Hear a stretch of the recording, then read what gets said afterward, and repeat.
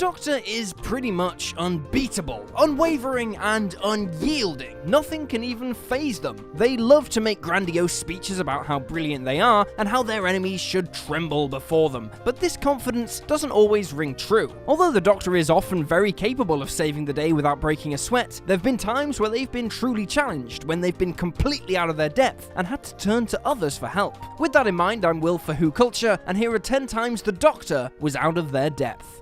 Number 10. Living as a lodger. This may not be the most desperate situation the Doctor's been in, but it's certainly pushed him far outside of his comfort zone. While investigating an unusual alien incursion on an unremarkable street, the Doctor decides to go undercover as an ordinary resident, lodging with bumbling everyman Craig Owens. This inherently comic scenario leads to a whole host of hilarious shenanigans as the Doctor tries to blend in with ordinary suburban life. Craig's girlfriend even raises the suspicion that the Doctor might be a drug dealer, and Craig himself seems a little on edge about him too. Luckily, the Doctor is able to win them over because, surprisingly, he's actually quite good at a couple of key aspects of ordinary life. He whips up an apparently delicious omelette for Craig and leads his pub league football team to an unexpected victory. I was not expecting this! He even successfully takes over Craig's call center job while he's unwell, with a little help from a steady supply of biscuits. 9. Panic on the TSURANGA. After accidentally getting herself and her companions caught in the detonation of a sonic mine while trawling a junk planet, the Doctor finds herself on the hospital ship TSURANGA. Disorientated and confused, she wakes up, ignores the advice of the shipboard medics, and starts to limp around the ship looking dazed and unhinged and worried about her TARDIS. She then barges into a number of private medbays, disturbing the hospital patients while questioning them on how to get out. She doesn't seem to realize how disruptive she's being, but it's clear that having to keep still and do as she's told doesn't come naturally to the Doctor. The Doctor was so out of her depth here that a different, darker side of her was briefly revealed. One which doesn't mind if people get hurt as long as she gets what she wants.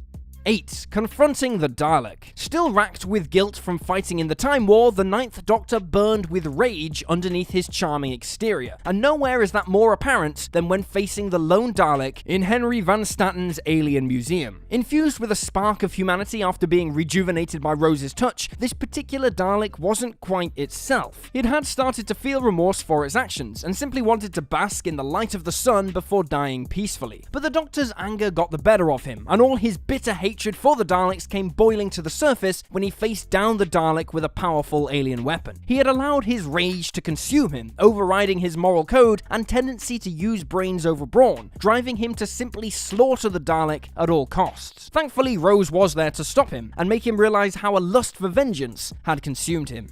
7. The slow invasion. Normally, the Doctor is used to whizzing around the universe at lightning speeds, going on grand adventures, saving the day, and bringing his companions home in time for tea. So what happens when the Doctor is forced to slow down and just wait? Turns out, he struggles with that a lot. In The Power of Three, millions of small black cubes suddenly appear all over Earth overnight, and they do absolutely nothing. And soon they're subsumed into ordinary life, not given a second thought by the general public. The Doctor, however, is different. He needs to know. He can't stand an unsolved mystery. So he waits with Amy and Rory to find out what the cubes do, acting like a fidgety child as his boundless energy prevents him from sitting still. Soon he gets so frustrated with doing nothing that he does everything he can to keep himself busy, including painting an entire fence, mowing the lawn, and playing keepy uppy to 5 million points. After all that activity, he's passed a whopping 1 hour. Good thing the cubes soon started showing signs of activity, otherwise the Doctor might just have regenerated due to dying of boredom.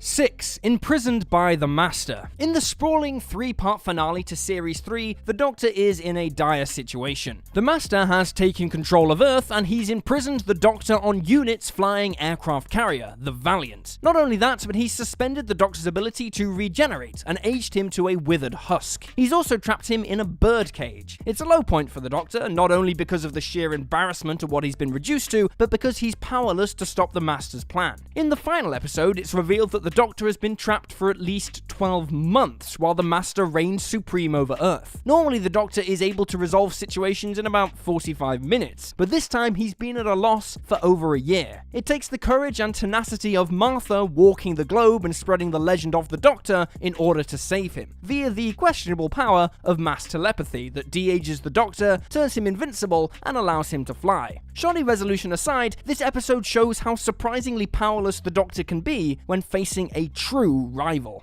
5. Trapped in a shrinking TARDIS. When two-dimensional monsters invade present-day Earth in the episode Flatline, they begin to leech the external dimensions of the TARDIS, causing the exterior shell to shrink while the interior remains normal-sized. This is a brilliantly unusual scenario, as it sees the Doctor trapped inside the miniature time machine while Clara carries it around in her bag, leading to a number of utterly hilarious visual gags and some of the most inventive imagery in Doctor Who history. But this scenario also smartly forces the Doctor out of his depth, as he's cut off from the action, made to merely observe and make snarky comments as Clara takes on his role. Things ramp up a gear when the TARDIS is forced into siege mode, sealing the entrance and causing the life support systems to shut down. With the Doctor powerless and running out of time, Clara must use her quick thinking and impressive capabilities to rally a dysfunctional group of characters to follow her lead, outwit the two-dimensional terrors, and restore the TARDIS to its normal size. The Doctor was completely out of his depth here, and had Clara not been there to take his role so capably, we might never have seen him or the TARDIS again.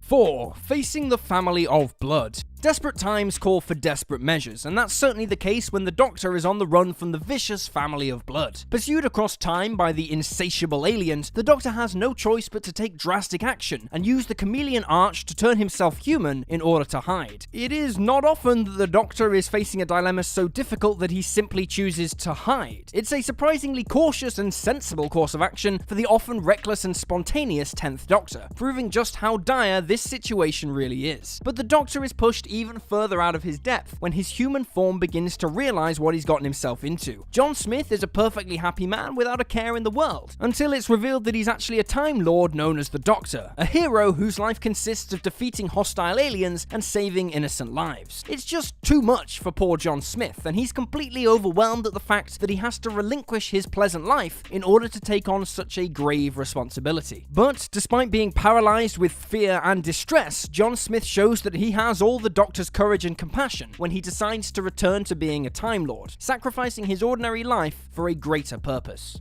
3. The Midnight Entity. Everyone knows that the Doctor is out of his depth without a companion by his side, and no episode proves this to be the case more than Midnight. Leaving Donna behind to relax in the spa, the Doctor ventures out on a cruise across the planet's hostile surface, along with a group of total strangers. A mysterious, invisible entity infiltrates the cruiser and starts possessing people, causing mass panic amongst the passengers. The Doctor, being the dashing hero he is, quickly attempts to take control of the situation and calm everybody down. Except he can't. It doesn't work. Normally he just gives a heroic speech, takes charge, and people obey his every command. But not here. The cruiser passengers react in a much more cynical way, questioning the Doctor and scoffing at his arrogance. Things spiral even further out of the Doctor's control when the passengers start to suspect that he is possessed by the entity, and conspire to throw him out of the airlock. With the Doctor literally powerless to stop them, it takes the valiant efforts of the keen-eyed stewardess to save the day. Otherwise, he would have been done for.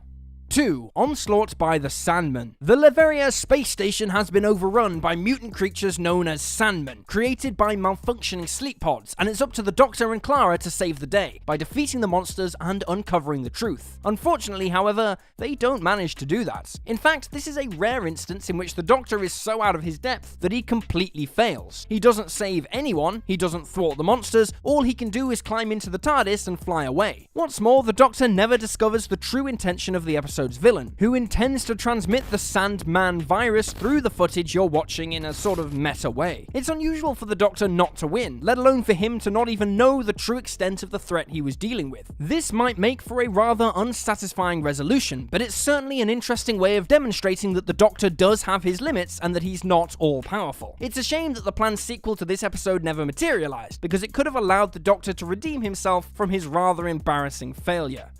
1. Possessed by Toraji. 42 might seem like a pretty run-of-the-mill episode at first glance, but it's got some pretty fascinating moments if you dig a little deeper. One of the most unique aspects of this story is that it's among the few times in the show the Doctor is legitimately terrified. After venturing onto the SS Pentalion's exterior to remagnetize the jettisoned escape pod in order to save Martha, Save Martha! Why did you say that name? the Doctor is possessed by the living sun Toraji, which the ship is imminently going to crash into. It's a hectic situation as it is, but once the Doctor is infected by the sun, he is completely out of his depth. He's clearly in immense pain as his insides burn with the heat of the sun, and he exhibits genuine fear. David Tennant's impeccable acting really sells the idea that the Doctor has completely lost control. Good thing Martha's close by to help, because he needs it. This moment might just be the most out of his depth the Doctor has ever been.